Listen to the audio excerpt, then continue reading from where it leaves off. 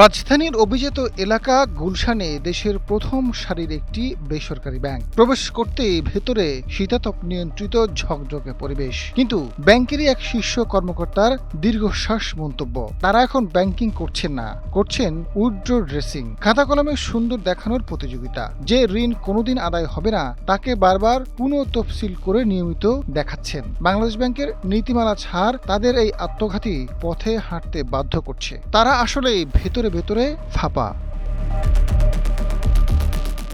এমন চিত্র কেবল ওই ব্যাংকের নয়, দেশের পুরো ব্যাংকিং খাতের বর্তমান বাস্তবতার এক নগ্ন রূপ এটি। কেন্দ্রীয় ব্যাংকের সদ্য প্রকাশিত ফাইন্যান্সিয়াল স্ট্যাবিলিটি রিপোর্ট 2025 এবং সংশ্লিষ্ট খাতের সর্বশেষ পরিসংখ্যান বলছে, ঋণ খেলাপিদের ঢালাওভাবে দেওয়া পুনঃতফসিলের বিশেষ সুযোগ এখন ব্যাংক খাতের জন্য লাইফ সাপোর্ট নয়, বরং মরণ ব্যাধি, ক্যান্সার হয়ে দাঁড়িয়েছে।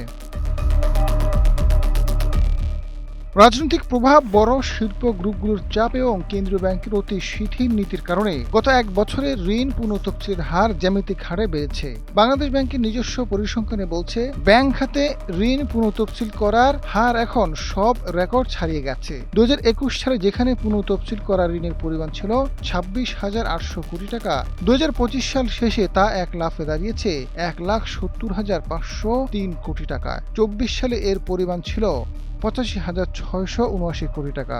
মাত্র এক বছরের ব্যবধানে পুনঃতফসিলের পরিমাণ বেড়েছে 99%।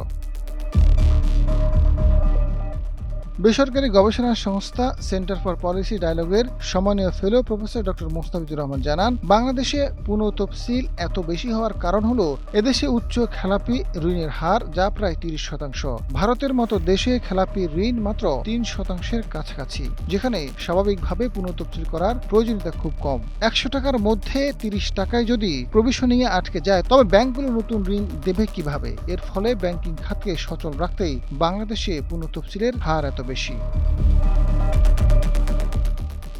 ডেস্ক রিপোর্ট, সময়ের আলো।